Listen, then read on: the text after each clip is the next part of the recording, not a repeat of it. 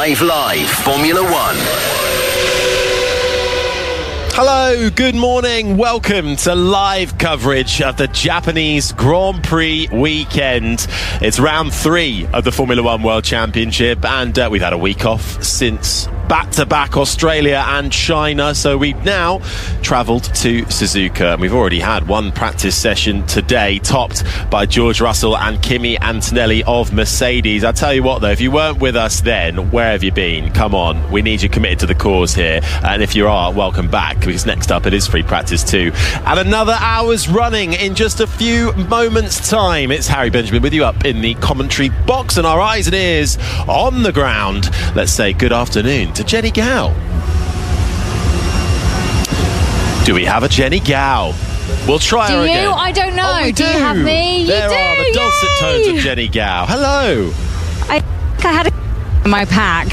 Oh, but there we go. I'm back. We got but you. Not very well. It wouldn't be. Okay, that's good. It wouldn't be 4 minutes to 6 o'clock in the morning in the UK without a few technical hiccups, would it? Well, exactly. And my hiccups aren't as bad as Lando Norris's hiccups, that's for sure, because I've come down, and that's where I was when you were trying to talk to me. I'm right in front of his McLaren car, and it's still up on the stands and still undergoing a lot of prep work. I don't know what they're doing. They haven't sent us a message because going on. At the last time of checking, let me just see, no, still no message back. So they are working furiously on this. The floor is off. So yeah, my gremlins are pretty inconsequential, really.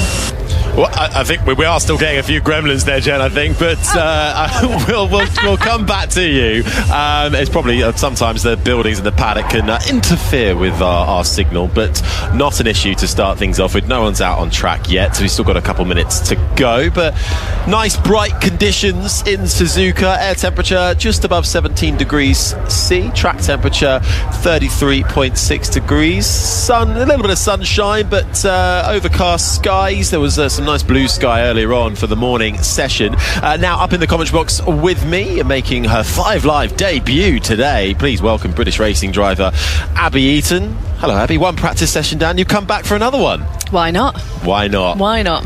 What did you enjoy from FP1? What were the big takeaways for you? I think it was good to see the McLarens get some running under their belt, and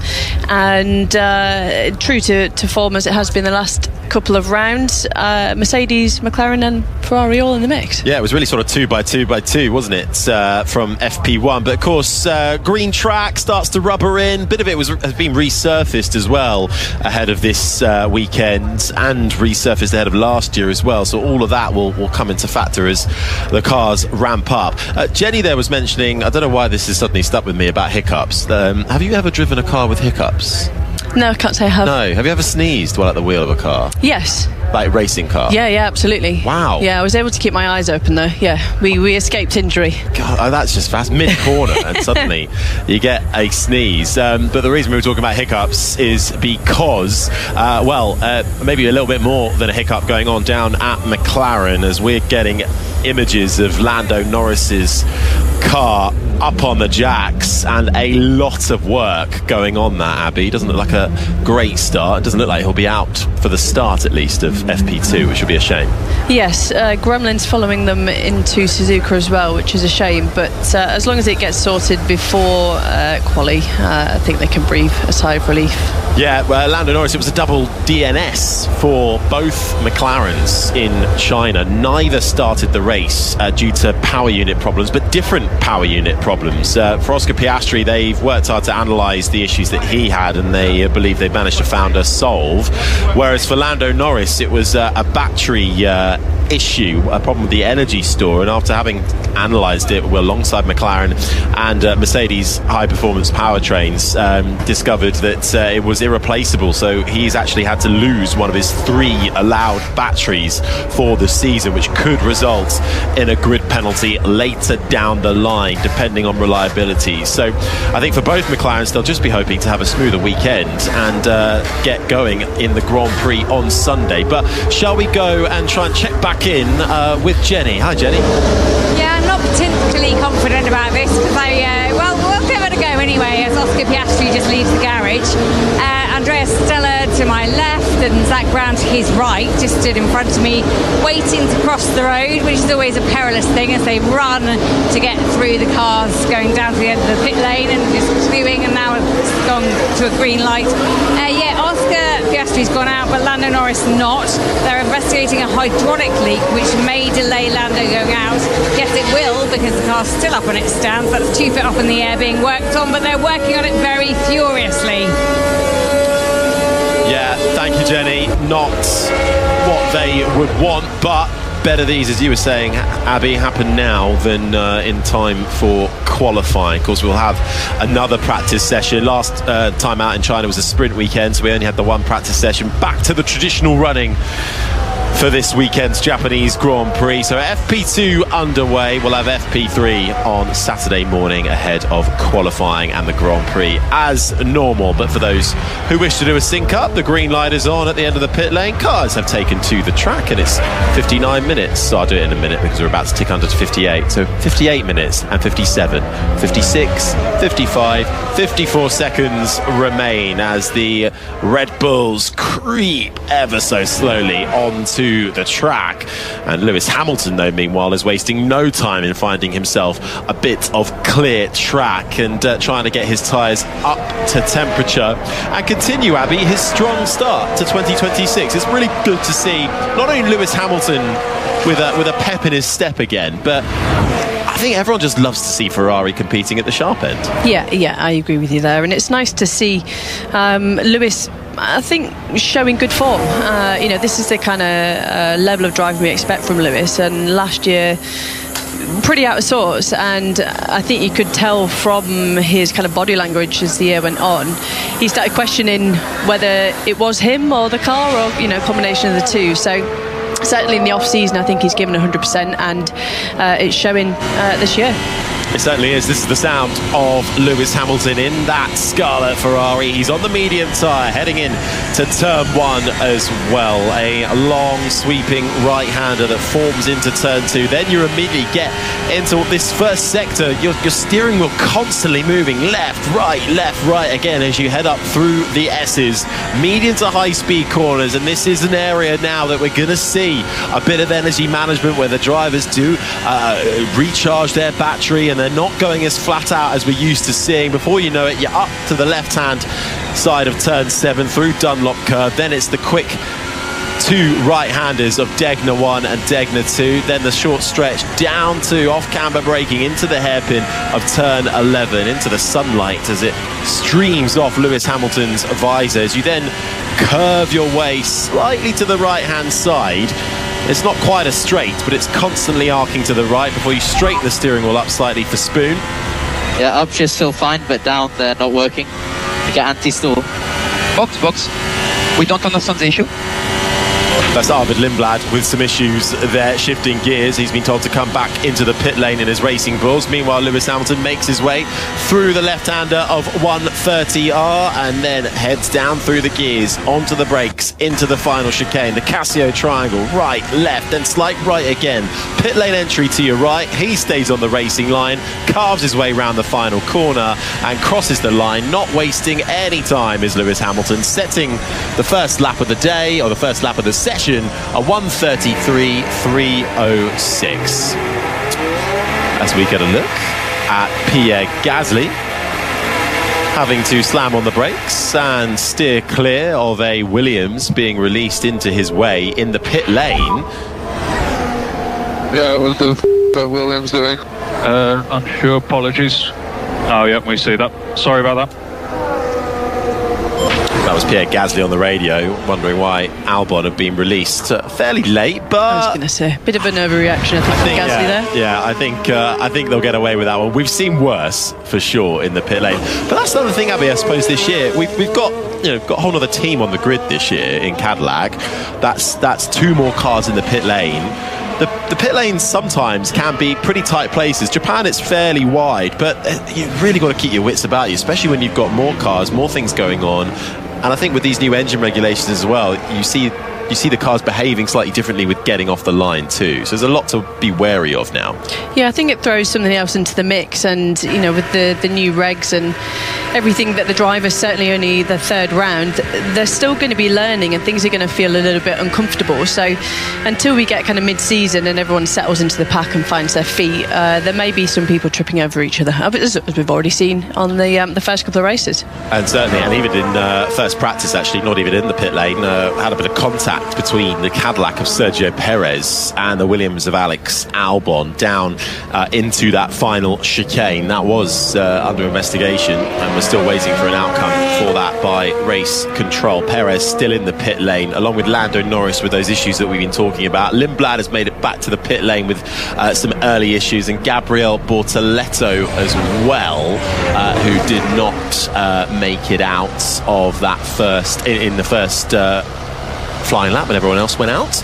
But we are into this session now. Kimi Antonelli out there. Hadjar is now the fastest time at 1:32.625, and this is the session really where we're going to see perhaps some quick runs to begin with, but then a focus certainly on getting that race data, because Suzuka is typically, Abby, a tough track to overtake on. We may see something different here, but qualifying is going to be crucial. Yeah, very much so. And, whether the new changes will aid in overtaking, certainly through the kind of tighter, twistier stuff and lining up through the longer zones and then a run up into the chicane in the usual overtaking spots. But it would be good to see on tracks like this whether the new changes actually make a difference and create that wonderful Mario Kart effect that everyone's so pleased about. The Mario Kart yo-yo, take your pick. The amount of terminology that people are coming up with for new terms in Formula One this year, and that I don't think we've seen it properly yet, but I did hear a rumbling that Ferrari were trying out that flip-flop rear wing again, or the Macarena rear wing, as many others are referring to it, but I've not quite spotted it yet, so we'll see if they did opt in for it or not. But times keep changing. To the top, Antonelli finishes his lap, and on the medium tyre puts in a 1:31.738. And Russell, though, will look to go to the top as he is fastest of anybody in the first and the middle, and not quite the final sector. Personal best, though, and goes a 10.5 clear at the top. It's the two Mercedes 1 and 2 in these early stages, Jenny. Speaking to some of the drivers yesterday, they were actually quite excited about the prospect of racing here with these new regulations when it comes to Sunday, because I think, if I'm right, Harry, you'll know this that much better than I, there was only one pure overtake last year. Sounds about right. Can that be right? I mean, it sounds dull, doesn't it? So hopefully it's a bit more entertaining and exciting than that, because one overtake in a whole race, that's a shame, isn't it? Because this is such a spectacular track. And I'm just I'm walking up from Red Bull, where I was outside, to going outside Ferrari. I know they did bring the Macarena wing, but I don't believe it's being run this weekend. I think they might have put it on, but they didn't run it. Yeah, I haven't spotted it, but I heard rumblings. But we'll see if we can spy Ferrari on the pictures we're shown later on. Piastri has now gone to the top of the time, so 1:31.495 on the medium tyre. Pirelli bringing the hardest trio in the range when it comes to tyres this weekend. It is one of the toughest tracks on tyres. Got the C3 acting as the soft tyre, the C2 acting as the medium, and the C1, which is making its debut this season, or after this season, I should say, on the hard tyre. Last year was a one-stop strategy. Max Verstappen, who's made it back to the pits and is having a front wing change in the pit lane, and decided to swap it for perhaps a new version. Red Bull have brought a few new bits this weekend, so trialling some things out onside that Red Bull. But last year, one-stop strategy, medium to hard tyre, before going the distance for the 53 laps. What is that guy doing? It's dangerous. That was Alex Albon. Abby, did you catch that in full? I sort of missed the beginning of it. Yeah, just a slow-moving car in front of him, and we saw echoes of this in free practice 1 as well. That, I think there's a lot of chat going on between drivers and engineers, and I think people are just getting a little bit caught out with cars circulating on track with them. especially in that first sector, you're constantly working the steering wheel, going left, right. So much to think about. Yeah, everything comes in quick succession, and it's really crucial there to make sure that you don't get out of line for the next couple of corners, because you're slightly wide on the first corner and the rest of it goes to pot. So there'll be a lot of concentration through the first sector. Let's bring up to speed with how the standings look coming into round 3 of the F1 calendar. George Russell leads the way in the Drivers' Championship. He's got 51 points. He's 7 clear of his teammate Kimi Antonelli, who lies second with 47 points. But of course, Kimi Antonelli, who took his first Grand Prix victory last time out in China. Then it's the 2 Ferraris, Leclerc and Hamilton, a further 10 points back, with Oliver Behrman actually in 5th in the Drivers' Championship, having had a great start to the year in his Haas. Lando Norris, the reigning world champion, down in 6th, having not started the Chinese Grand Prix. And then over in the Constructors' Championship, it is of course Mercedes who lead the way. They've got a 31-point gap over nearest rivals Ferrari after 2 rounds, 98 points to their name, Ferrari 67. Then comes McLaren, Haas and Red Bull, the top 5, followed by Racing Bulls in 6th. They're actually equal on points, the big and the sister team, followed by Alpine, Audi and Williams, who are the teams who have scored points so far this year. Cadillac yet to get off the mark, the new team for this season, and Aston Martin, with their well-documented struggles, still 0 points on the board. And we are expecting, and he is indeed out on track, Fernando Alonso in the Aston Martin, having stepped aside for FP1 with Jack Crawford taking place. We've got a yellow flag out on track, a stopped car, and it's Alex Albon. Throttle is not working. Throttle is not working by the sounds of it, but he's got going again. So that's it's coming through turn 1, isn't it? So Albon and Williams having a bit of a tough Friday so far. And Albon, where is he? Down in 13th at the moment. Just a couple of laps on the board for the Thai driver. And for Williams, it's a bit of a shame, isn't it, Abby? I don't know what you've made, because they made such good strides last year, Williams. Finished 5th in the Constructors' Championship. Yeah, I think really thought they'd make another step forward this year, but they've gone backwards. Yeah, and they've got all the makings and they've got all the ingredients to be a really successful team again. And I would imagine it's not uncommon for teams to be struggling. Those that were up at the front, we say Red Bull as an example, they're not quite finding their feet with the new regulations. So to be expected. One team that I would have expected to potentially be a little bit higher up was Cadillac. Yes, they're a new team into the championship, but it's a bit more of a level playing field with the new regs. So granted, I'm sure there's going to be a lot of development from a lot of teams to catch up the likes of Mercedes and Ferrari. But yeah, bit of a mix-up for this year. Certainly so, but indeed for Williams, who have said they are overweight when it comes to the car. They're lacking general downforce, overall balance as well. Great, really, for Carlos Sainz in what turned out to be a bit of a race of attrition in China to stay in it and bag a couple of points for the team. Well-needed points, but a tough start, particularly on Albon's side. He's got going again. I wonder if it's that we've seen it a couple of times this season so far, where you have a battery default system and suddenly you just get a 0 output available to you in certain parts of the track, and then you're able to get going again once the state of charge kicks back in. So Albon has got back going again, and he is staying out. So he's going into turn, he's in the first sector right now, actually, coming up through the S's. So carrying on is Albon with just over 46 minutes left. I just want to see what happens to Charles Leclerc and Spoon. Does the rear end kick out? Is there a snap? Does he find the gravel? Whoa.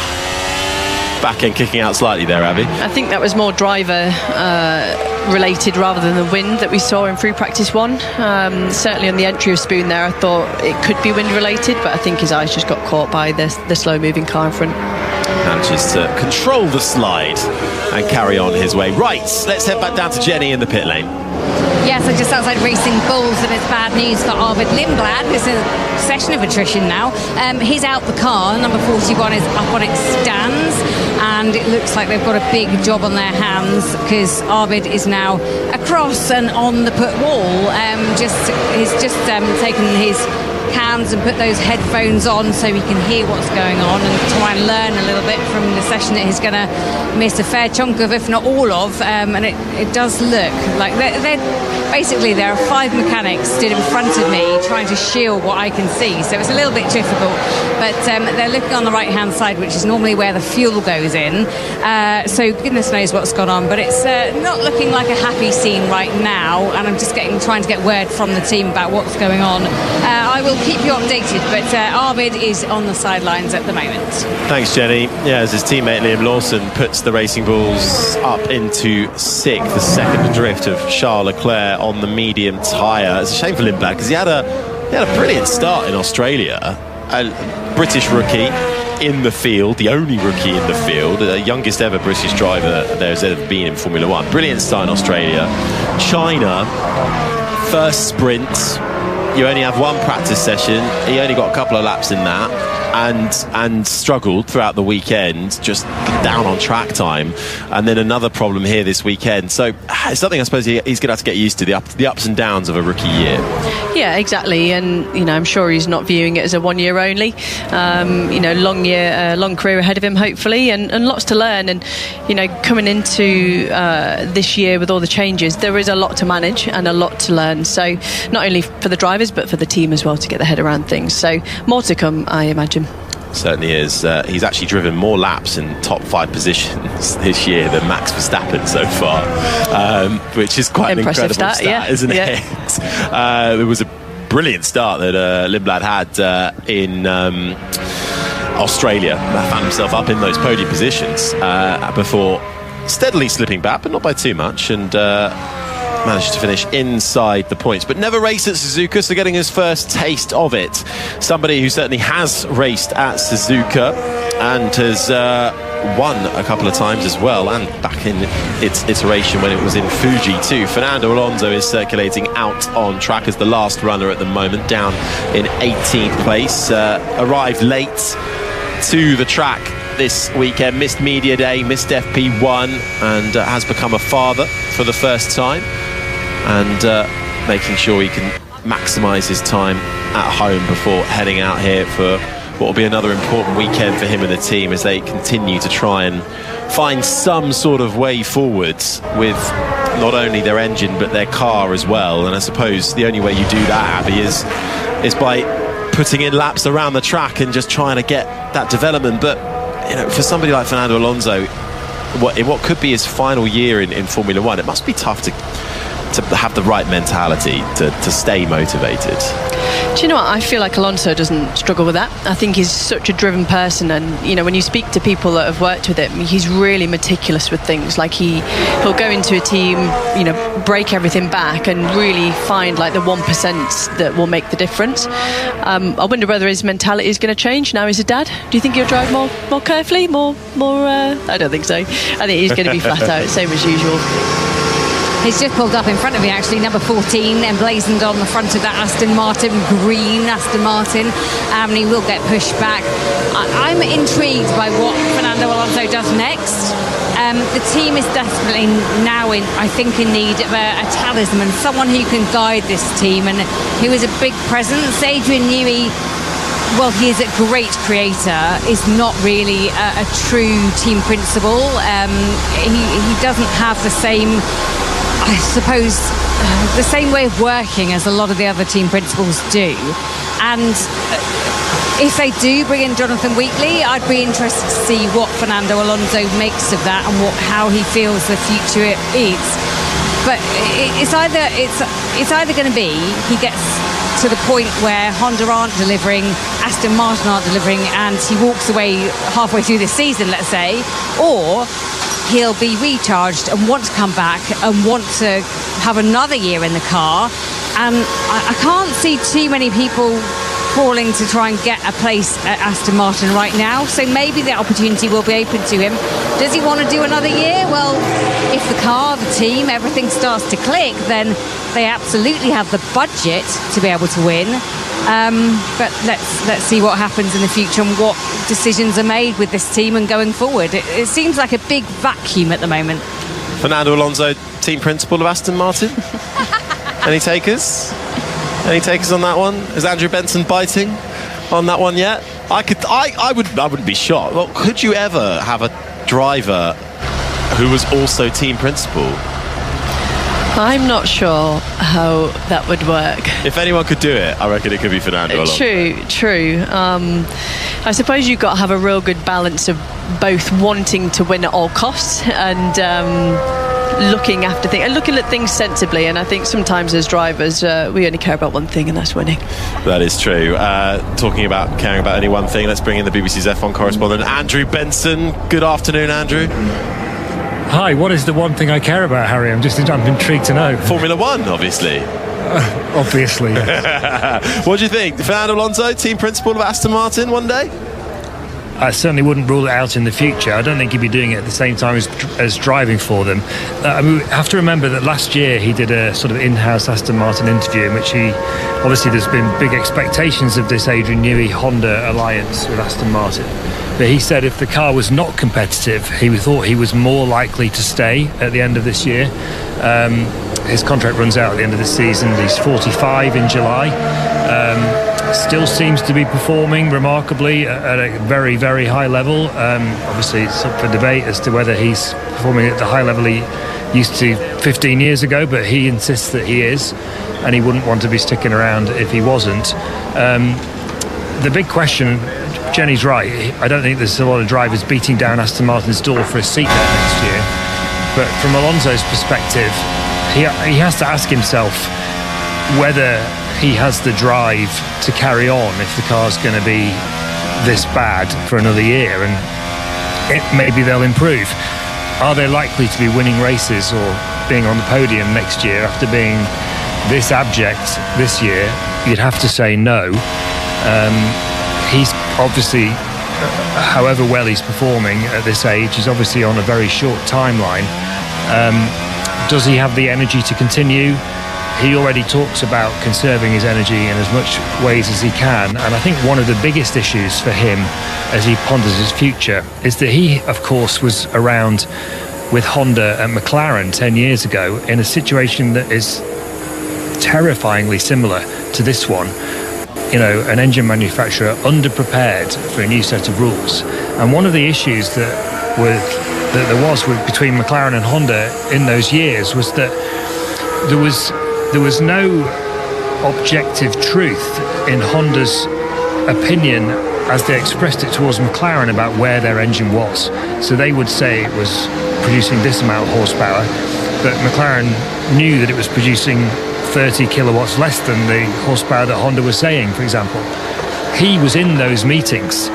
So you can imagine, can't you, the scenario at the moment where Honda are really struggling with a lack of performance and these vibrations that are causing problems for both reliability and also for the physical endurance of the drivers. When he hears Honda talking about what we're going to do to make the engine better, which presumably they are doing behind closed doors because they're not really saying much in public, he's going to be really struggling to trust what he's hearing coming from them because of his past experiences. And I'm really interested to see what he decides. Having said all of that, Fernando Alonso, maybe like me, has only one thing in his life. He just wants to drive racing cars. And I can't imagine a day or a part of his life until he gets too old to physically be able to do it, where he's not going to be wanting to drive one kind of racing car or another. And if you're going to be driving a racing car, why not drive the best kind you can? So I think I wouldn't be surprised if he sticks around for another year just on that basis. But let's see. It's certainly one of the most interesting questions as we head towards the sort of middle part of this season. You know, what's going to happen to him? Yeah, I didn't know the one thing you wanted to do was race cars, Andrew. Well, you know, it was an allusion to your earlier remark. I called you Henry then for a second, didn't I? Henry, come on, Andrew. It's been about 2 years. Surely you could have got the name right by now. I was jet lag for you. I tell you, I think my eyes opened about 3 hours after my body got out of bed this morning. I was struggling so much with the jet lag today, but anyway, there we are. Well, don't worry. You got 5 weeks off soon, so I'm sure you'll manage. Thank you, Andrew. We'll come back to you later on once you've got some analysis for us, or some more analysis for us. Thank you, though. But, I mean, it makes a very good point. I was just having a bit of research while Andrew was chatting there. Kamui Kobayashi, you remember him? Of course, spectacular podium in 2012 here in Japan for Sauber. He is team principal and driver for the Toyota World Endurance Championship team. So it can be done. It can be done. If Kamui Kobayashi could do it, I'm sure Fernando Alonso can do it. Right, it's 35 minutes left of the session. Piastri has just gone fast as he's stuck on the soft tyre, and he's put on a 1:31.019. No, that's Charles Leclerc, apologies. A 1:30.133. Charles Leclerc is in second, the timing screen just updating. Then it's Russell, Antonelli and Hamilton, the top five. But some more laps inbound with just over half an hour left on the clock. Jenny, I hear you have many updates. I do, so I'm going to start at the top end of the pit lane where it's higher, because obviously it goes downhill through it, and just update you because at the moment Sergio Perez in the garage, the car is on the floor but it's being fixed. That's still a floor replacement from the crash with Alex Albon earlier on today, so that was in FP1 and it's taking a while to fix. So I'm just trotting downwards now past Alpine. You'll be pleased to hear that both cars are on track there. So Sergio Perez, they are expecting him to go out in this session, but not quite yet. If I keep on going, Audi, interrupt me by the way if something is interesting is happening on track that's more interesting than me speaking, that's fine. Bortoletto, he's out of his car at Audi and the gearbox is off. They're investigating what is the matter. They're trying to put it back on now, but it's going to take a while. So PE related incident down there, and I'm going to take a break because there's a pit stop happening and I can't get through, but there's lots of other things going on. And Racing Bulls, Arvid Lindblad won't take any further part in this session. They've had issues there. He's up on the pit wall at the moment. They're going to change his gearbox, so won't take any further part in FP2, which is disappointing because he wants to get to know this track, and that's not going to help him from sitting on pit wall. No, it's not. Jenny Gao, take a bow. You really rifled through those. Fair play. Well done. More of that, please. Less of what Charles Leclerc just did, though, Abby, and had an almighty moment going up through the S's. I think there were 2 or 3 moments there. He seems to be struggling for stability. I know in pre-practice 1 we saw the wind playing a big part in that. Potentially wind direction's changed and is catching the drivers out through the first sector now. Certainly is. He's managed to live to fight another day, and he's coming into the braking zone now for turn 16 on that soft tyre, which drivers are starting to move on to. Piastri quickest of the lot. Then comes Antonelli, actually, who's stuck on a soft tyre. Less than a tenth between the McLaren and the Mercedes. Charles Leclerc crosses the line 7 tenths further back. Russell, who is now out on the soft tyre. We will await to see his first proper lap on that. Then it will be Hamilton and Lawson who've also swapped onto the soft tyre. The sound of Max Verstappen is what you can hear next. His teammate Isaac Hadjar also out there on the soft tyre. So getting in some quick qualifying runs before we focus on the race pace for this final practice session of the day. We'll have free practice 3 tomorrow. Another early start for you, but always worth the get up. 5 Sports Extra. Green light for FP3 at 2:30 in the morning before that all-important qualifying getting going from 6 o'clock in the morning on Saturday on 5 Sports Extra. And we'll be analysing everything we see this weekend on our Checkered Flag podcast. All you have to do is search F1 on BBC Sounds, and indeed for the first time this year you can watch our race review podcasts. They'll be available on iPlayer and YouTube the Sunday after every single Grand Prix this year. Max Verstappen to the line then, and puts himself 6th fastest, 1.3 seconds adrift on the soft tyre. Hadjar, a few tenths back, down in 8th place in the second Red Bull. We can see some track evolution already. So the fastest lap in pre-practice 1 was a 31.6 from George Russell, and now over a second half down the road, Piastri on a 1:30.13. Yeah, ramping up, isn't it? As we've had a couple of support races here, nothing incredible. Verstappen reports understeer is unreal.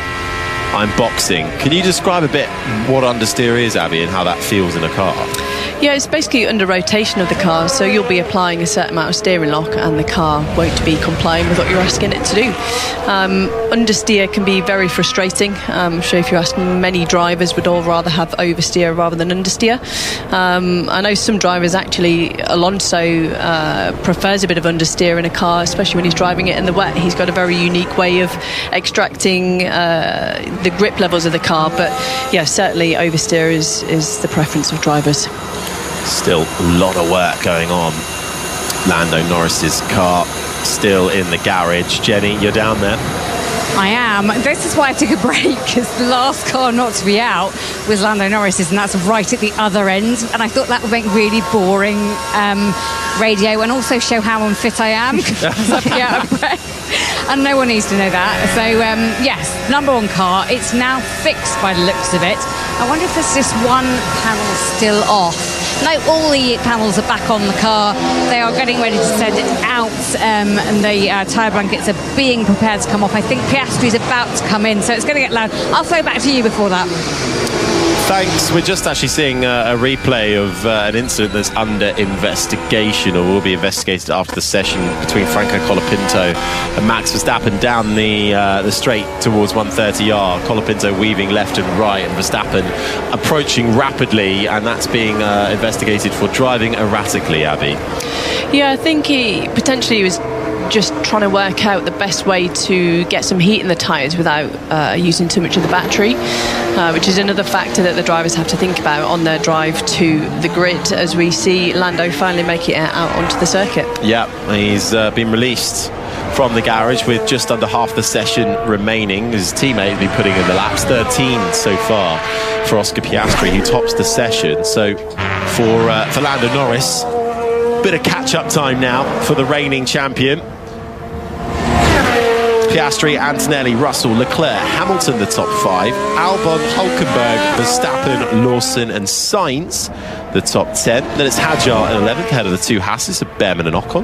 The two Alpines, Gasly and Colapinto, make up the top 15. Then it's Bottas in 16th, ahead of the two Aston Martins of Alonso and Stroll. No time and won't be seen again in this session. Arvid Lindblad, problems for Bortoletto's Audi. Norris, who's been confined to the garage for most of the first half of this session, now out there, along with Sergio Perez as well in the other Cadillac after fixing some floor damage from FP1. He is now out there.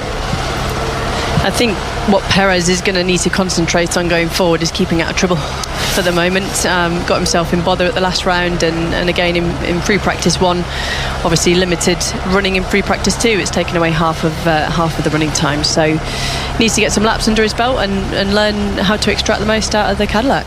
Yeah, certainly has. Had some good performances here, though, has Perez over the years. Twice finished on the podium in second. It's his best result back in 2023 and 2024 as Max Verstappen's teammate in that Red Bull. Had the year off last year, didn't do any racing. I wonder how much, Abby, do you think that makes a difference, sort of comparing Perez and Bottas? Perez had the year off, didn't do any racing, wasn't a part of any team, whereas Bottas had a year off racing but was very much a reserve and development driver with Mercedes, went to most of the races, got some TPC testing time. How much do you think that will make a difference to what we see happen between those two this year? I think being part of the team and immersed in the team, as Bottas very much did last year, it helps to keep you fresh and sharp. There's no doubt that, you know, having a year out as an elite, very experienced F1 driver won't be quite the bigger difference as to someone that's a little bit inexperienced in the job, but there'll be an element of catch-up to do. The good thing is, with the new changes and the new regs, it's completely different for everyone, and no doubt that Sergio Perez will have been flat out on the simulator as soon as the opportunity allowed him to play catch-up. And he is out there now on his way to setting a first lap time, just coming towards the end of the first sector now. In the final sector is Lando Norris making his way through Spoon. Now that double long left-hand loop through 13 and 14. Then you get a bit of time to breathe and a good opportunity to harvest a bit of energy, recharge your battery as you then come through 130R, left hand up, before slowing it all down into the braking zone for the final chicane. Bit of traffic in the form of a Ferrari ahead, gets out of the way, and Norris comes across the line with a first lap time that's good enough to put him up into 6th spot. 1.2 seconds down, running out of sequence really. He's on the medium tyre, which most people began on. They've now shifted onto the soft, and I think we'll see a shift back shortly. And this is the sound of Sergio Perez in that Cadillac, down in 28th at 22nd and last, with no time on the board at the moment. 28, I made up a few more teams there, and I wouldn't mind a few more teams, maybe not 28, but I'd go for another team. 24 cars on the grid, I think that would be quite nice. Yeah, bring it on, why not? Back to the 2012-11 days. The more the merrier. I just think it's better for the spectacle. But we want Cadillac to very quickly be up and competitive, and it's not going to be easy for them. It's one milestone to get on the grid a year after being allowed entry into Formula One. Get his team together. They're operating across Silverstone and in America as well. About 600 people make up that team versus, you're talking thousands at the top team. So big recruitment drive from Cadillac in a short space of time. I think they'll be looking at it as it's a long journey ahead. I don't think they're expecting miracles in the first year. I think it will be a big learning journey for them, and I think it will take a good few seasons. Well, the team on F1 Back at Base have been following Cadillac's journey through into becoming a Formula One team. You might have spotted that podcast sitting on the Checkered Flag feed, and now we've got a bit of an extended gap after Japan until Miami. We'll be doing a special bonus Back at Base all about the Cadillac Formula One team and their progress onto the grid, and that's available on BBC Sounds. Just search F1 and you'll find the Checkered Flag feed there. Was that good enough plugging, Producer Joe? He's smiling, so I think that's a yes. We're going to have a 5-week gap coming up, so we're going to be doing lots of programming across Checkered Flag. We're going to be doing actually a special Q&A show. We're gonna get Andrew Benson in, and I think we're going to get a couple others involved as well. And we want to answer your questions. Anything and everything is welcome. So get them in, send them in. We'll be constantly asking for them between now and we do it in a few weeks' time. You could email us any question you got at f1@bbc.co.uk, or send in your question on Twitter, and you can use the hashtag BBCF1 and we will log it, but perhaps email's the easiest way for it, and that email again is f1@bbc.co.uk. If you could ask any question, Abby, what would it be to our BBC F1 correspondent? Well, I think it was the question we had in Free Practice 1, where it was coffee versus tiramisu. Obviously, the most important question there is. The key takeaway from FP1. Yeah. I think tiramisu is on trend at the moment, personally. It's all I see for birthday celebrations. So I think that's the winner in my case. Is it Alex Albon? Alex Albon, yeah, turned 30 this week. Yeah. Happy 30th birthday to Alex Albon, who makes his 92nd start with Williams this Sunday, if he is able to start the race, which he wasn't able to do last time out. Lando Norris finding the runoff at Spoon, and one of many has a twitch, finds the runoff area, recovers back on track. Jenny? When it comes to combinations, for me, I'm not a coffee lover. That's weird, isn't it? So a lot of us on the team don't drink coffee. It's strange, which may be the reason why we should drink coffee, because we're all flagging it a bit and very much can't think of the word, jet lag, that's one. But I wanted to know where you stood, and this is very much an aside, on a piece of chocolate with peanut butter spread on top of it, because I was in the media centre earlier on today, and okay, the food isn't, there isn't a plethora of food, but I thought that was a strong combination, and one that I wouldn't try. But a little piece of chocolate with peanut butter spread on top. I'm all for it. Sounds delicious. Oh, no, Abby. It's basically a Snickers, no? Oh. Yes. Try it. Don't knock it till you try it. Snickers. Oh, no. Other chocolate bars are available. Thanks, Jen. 20 minutes, 23, 22, 21 seconds remaining of this session. Lando Norris still out there making up for lost ground. I mean, stuck in the garage for the first half of this session. It's Piastri quickest with a 1:30.133. Antonelli out there on an outlap now.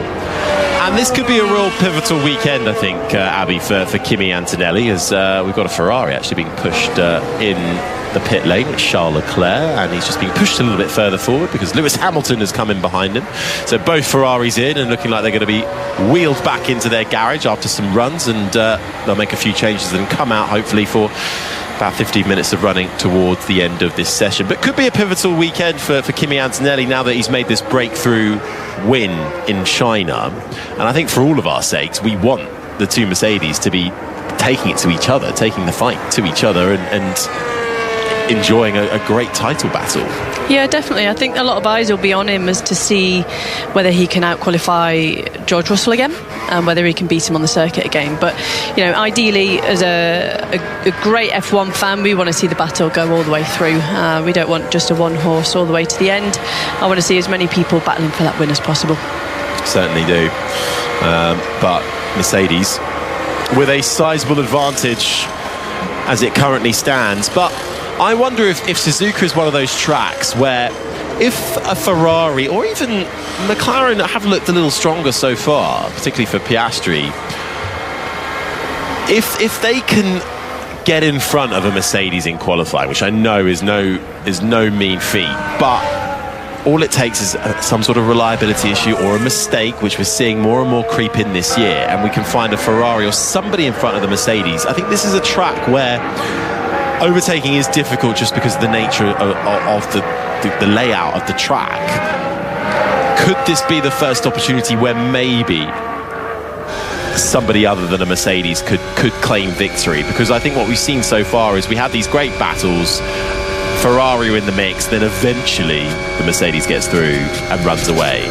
But I wonder if Suzuka, maybe just because of the nature of the layout, could open the door for an opportunity somewhere else. Yeah, potentially so. As you just see Lando Norris have a little lock-up into the last chicane, run wide, and is he going to box? Or is he going to carry on? I think he'll box. Yeah, he's boxing into the pits. Dirty, isn't he? Yeah, you know, Suzuka isn't a track that leads to many overtakes. You know, having said that, the first two rounds with the changes, there have been many overtakes happening. So I think it will allude to if a Ferrari or a McLaren does manage to get in front of a Mercedes, it could take a little bit more time, but as we've seen, as soon as the Mercedes is able to break free, they're pretty much gone. But I think it will be a little bit more challenging at Suzuka. Yeah. Jenny, down to pit lane.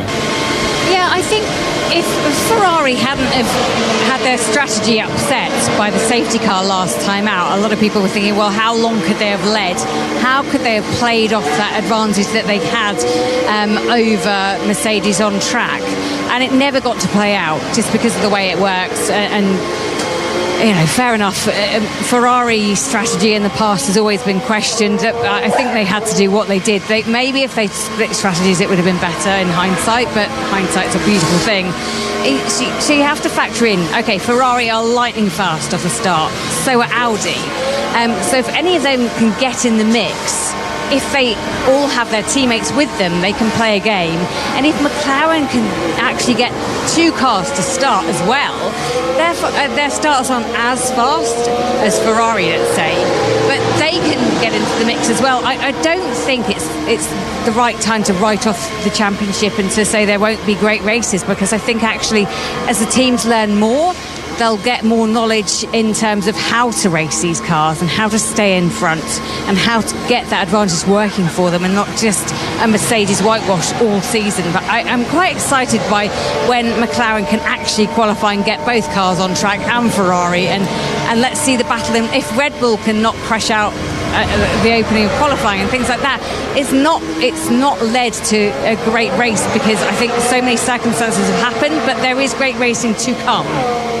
Yeah, absolutely. I don't think we're writing that off. But I also think it's about disruption, isn't it? Coming back to the Australia point. If Mercedes clearly had the best engine right now, but if you're able to disrupt their race and not allow, like they did in Australia, George Russell to get up and clear up the road and be able to do all of his energy management, deploying his battery, charging his battery in all the right places and all the most efficient places, if you can disrupt that, then it's race on. And that's the kind of new racing that we're going to have to get used to in this new era of Formula One. But again, with every track we go to now is a lot of unknowns, because it's the first time we're coming here with this new era of cars. So it's exciting to see, and we won't know until Sunday's race.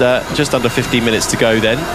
Piastri still tops the times. Lando Norris has made it back to the pit lane off his little excursion in the final chicane. And that's the sound of the tyre guns putting the tyres back onto the car, so hopefully we expect to see him out imminently.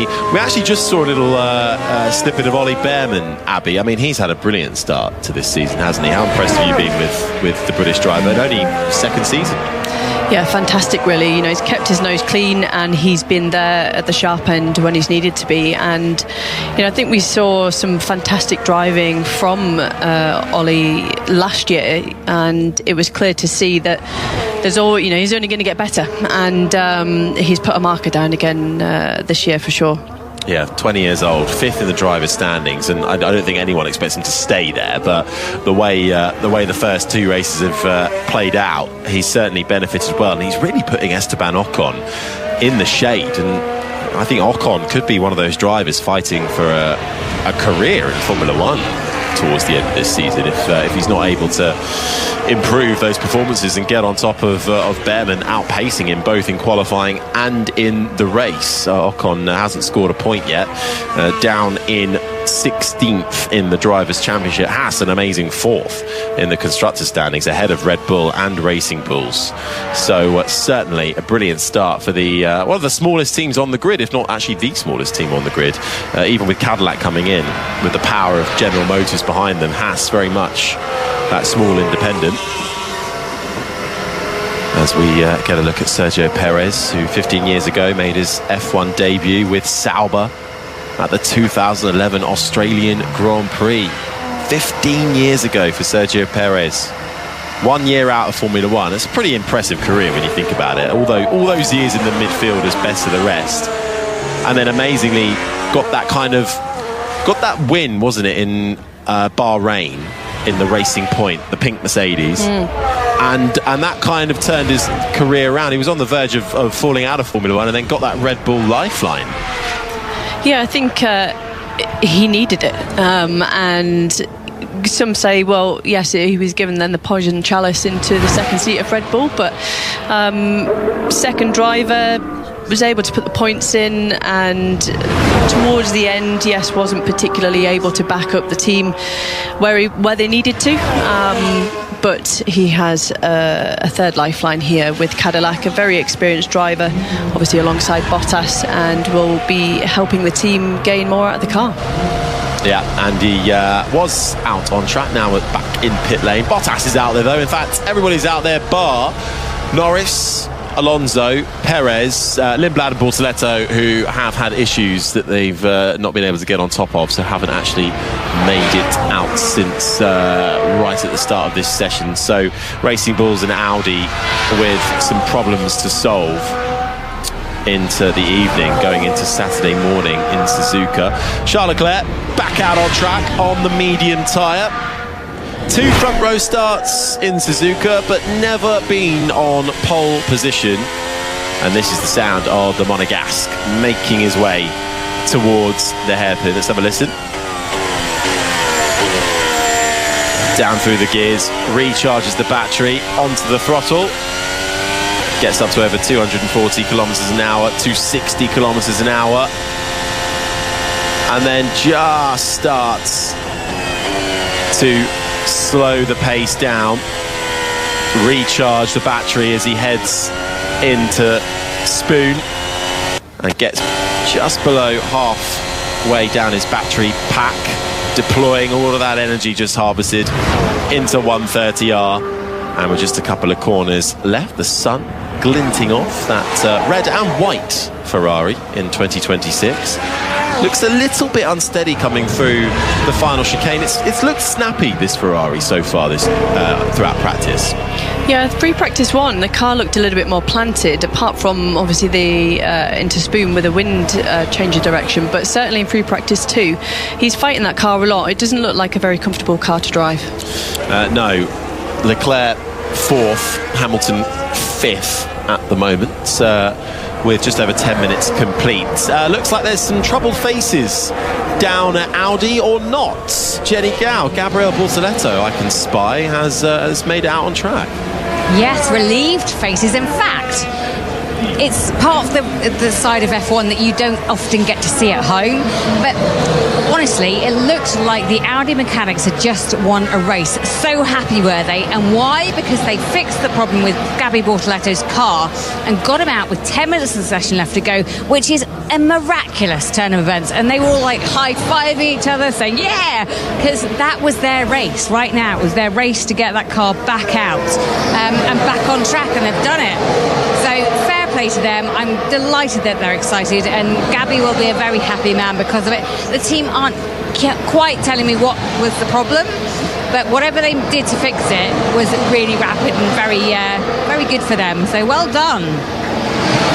Certainly, and they're all getting brilliant shots of them all giving each other pats on the backs and high fives and really wide smiles as Gabriel Bortoleto quickly finds himself with Max Verstappen right on his case going down into turn one, filling his mirrors up, and Bortoleto just wants to get some lappage in. He's now on his 4th lap of the session with 8 minutes and 40 seconds on the clock. He's stuck on the soft tyre in that silver, red and black Audi, which the livery grows on me week on week, I have to say.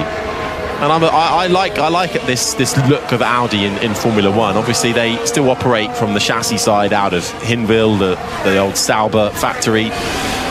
But it's a huge task as well, building their own engine, their own power unit, based in Germany, in Neuburg. But such a rich history that Audi have, multiple endurance champions, 13-time Le Mans winners, as Bortoleto squeezes his way through past another car. I think it's great to have a brand like Audi involved in Formula One as a full factory team. Yeah, definitely. I think that's one of the positives of the new regulation as well. The 50-50 powertrain and electrical deployment, that it attracts these manufacturers back into the sport, and I'm all for it. The more the merrier in F1. And Bortoleto just slowing down slightly there, but all change, of course, at the Audi team, with Jonathan Wheatley departing as team principal after just 2 races. Lots of speculation about where he may or may not end up. Aston Martin, the talk of the town on that one. They are staying tight-lipped and very much keeping Adrian Newey as their team principal, although split, of course, Adrian Newey's role as technical managing partner as well. And whatever Jonathan Wheatley goes off to do, he won't be doing it in a rush, as he'll have a rather extensive amount of time on gardening leave. But that partnership has come to an end. Lando Norris, meanwhile, back out on track, has put on the soft tyre, as most have swapped back to the mediums, having done the soft tyre a little earlier, but Norris was delayed getting out in practice, so is making up lost ground. 4th fastest, half a second away from his teammate Oscar Piastri, who still tops the times on that soft tyre that he set out a little earlier on. 92 thousandths of a second separate him and Antonelli. Russell 2/10 further back in 3rd. Then comes Norris, Leclerc and Hamilton the top 6. Hulkenberg is 7th. Then it's Albon, Behrman and Verstappen the top 10.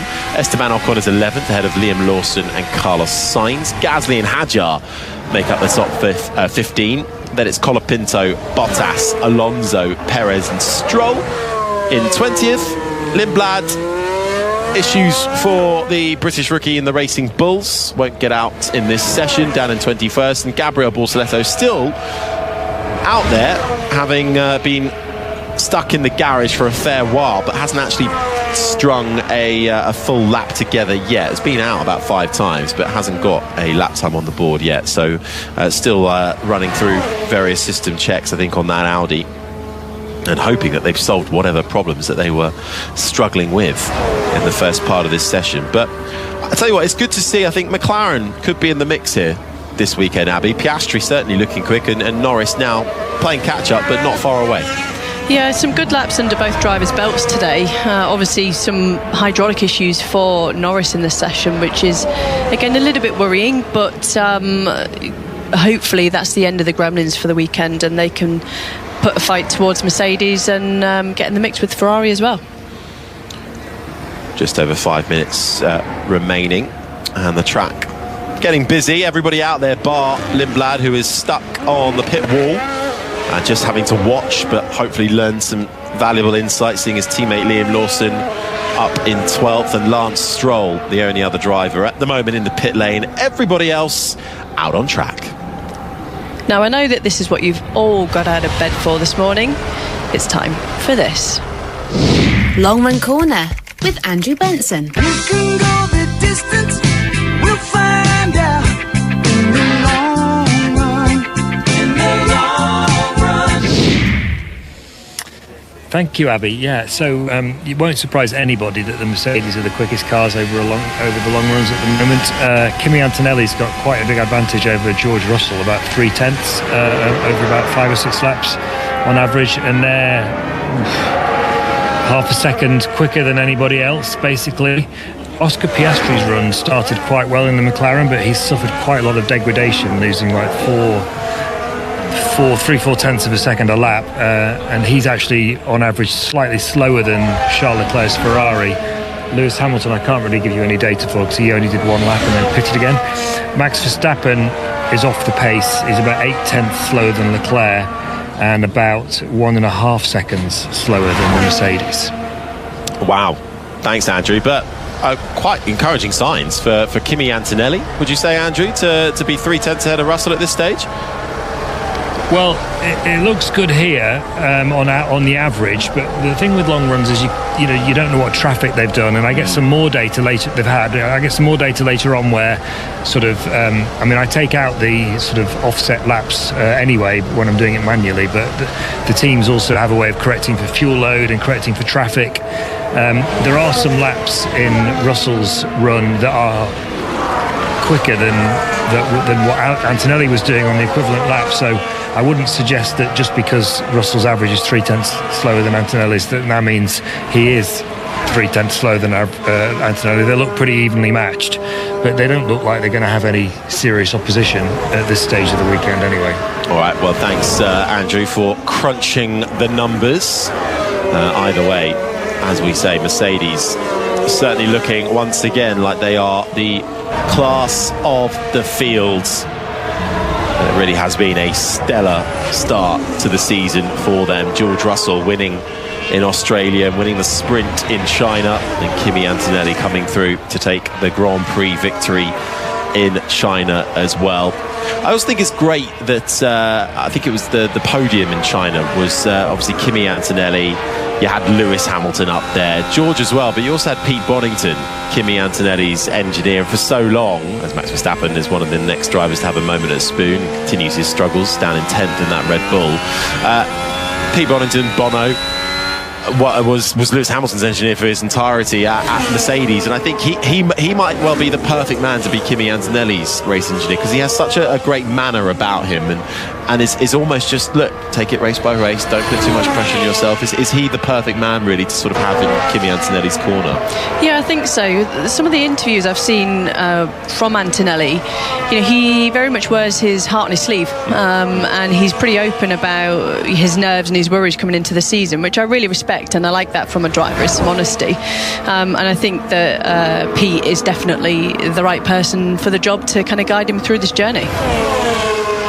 Take it race by race, score as many points as you can, and then by the end of it you might well be in the fight for a championship. For Kimi Antonelli, only in his 2nd season of Formula 1. George Russell, on the other hand, well, all those years spent at Williams, made his debut back in 2019, then finally got that call up to Mercedes back in 2022, but they fell off the boil. They weren't the competitive dominant force that he was hoping they would be, and had to spend a few years there really helping rebuild that team, and of course fighting against Lewis Hamilton, beating Lewis Hamilton. And then I think a big statement when Lewis Hamilton left the team and George Russell naturally stepping into that team leadership role. You know, he's been through a mighty process, I think, as well, and has the huge amount of experience to come with it. Well, here is Hamilton. I'm very slow because I've got no confidence in the car. Copy. Not what you want to be saying at the end of FP2. I'm very slow because I've got no confidence in the car, from Lewis Hamilton. He's 8/10 adrift. Teammate Charles Leclerc 7/10 adrift on their soft tyre runs earlier. He's out there on the medium tyre at the moment, so Ferrari then certainly with work to do. What's going on here? This is the sound of Lando Norris coming into Spoon, and is it a classic case of finding the runoff area? It is. I think the wind is fairly high there. Seen that a few times this morning, haven't we? Certainly have. And Norris then making up for lost ground, though, doing a decent job of it in the end. 15 laps on the board. He's actually one of the first to set the second to see the checkered flag, which is now out. Half a second adrift, Lando Norris in the end after 15 laps, compared to Oscar Piastri's 26 laps. And it's Piastri who is quickest at the end of second practice. 1:30.133 ahead of the two Mercedes, Antonelli, then Russell, with Norris in fourth. The two Ferraris, fifth and sixth. Leclerc ahead of Hamilton. Solidly quiet run for Nico Hülkenberg in the Audi, up in seventh, ahead of Albon. Better FP2 in the end for the Thai driver in the Williams, ahead of Behrman and Verstappen, the top 10. Then it's Esteban Ocon in 11th, ahead of Liam Lawson. Carlos Sainz, Gasly and Hadjar down in 15th. Bortoleto did get some laps on the board in the end, the least of anyone though. Only 9 laps for the Brazilian in the Audi, down in 16th. What the is he doing? Can you even do that? Come on. Give me sight. No, but like, why? That was Hadjar in the Red Bull, not happy with, I think, one of the Williams cars going into turn one and the traffic there. But Hadjar, down in 15th in the end, ahead of Bortoleto. Colapinto 17th, Bottas, Alonso, Perez and Stroll, the 21 drivers to set a lap time in that session. Arvid Lindblad, no lap time on the board with issues in his Racing Bulls and forced to sit out of this session. Hopefully that team can get whatever the issue is fixed in time for free practice 3. But we'll get the practice starts as the sun slowly starts to set in the sky in Japan. Still in the afternoon though, and grandstands packed out. Sunny's on as it starts to break through the cloud that we had a little earlier on. But that is FP2 done and dusted. Have you eaten your first Friday on 5 Live? Enjoyed it? Loved it. Loved every minute. That's the correct answer. Well done. You can come back. Well, biggest takeaways then from this second practice session, and maybe what you're hoping for the rest of the weekend. I'll be interested to see if the Ferraris can get on top of their lack of grip issue. As we heard from Hamilton, he's got no confidence in the car, and if his car's reacting and behaving similarly to what Leclerc's onboard is showing, then there's no wonder he's not feeling that confidence. Yeah, certainly. I think a bit of fine-tuning to be done for Ferrari overnight. Jenny, let's check in with you down at the pit lane. Yeah, a lot of problems in that session. It felt like I was up and down that pit lane a lot, reporting on people that were stuck in the garage. So that gearbox change for Arvid Lindblad should, of course, be sorted for tomorrow. But reliability is going to be a factor for these, definitely the first 6-7 races. We've seen reliability as a problem in the first 2 races, so don't expect anything different here. So if you like to play the game of how many cars will finish the race, this is a good one for you to try and guess. Thanks, Jenny. As we get the practice starts in action, one of the Ferraris speeds down towards turn 1, and we get a look at Oscar Piastri making his practice start. He'll hope to actually turn that into a Grand Prix start on Sunday for the first time this year. Has yet to start either the Australian or the Chinese Grand Prix. Abby, you're not going to be with us for the rest of the weekend, so we're going to have to get a pole and a Grand Prix victory prediction from you, please. I'm going to go with George Russell for pole and Kimi for the win. Oh, all right then. But it's Mercedes either way. Well, look, thank you very much, Abby Eaton, for your company. It's been a pleasure to have you in for our Friday coverage here on 5 Live. Thank you to Jenny and to Andrew as well. As things start to quieten down in Suzuka on the Friday, it ramps up again for Saturday. Qualifying will be on air 5:55 on 5 Sports, extra ahead of the green light on at 6 a.m. But if you want to join us a little earlier, FP3, the final practice session, green light on from 2:30 in the morning. Thank you very much for your company. This has been an IMG production for BBC Radio 5 Live.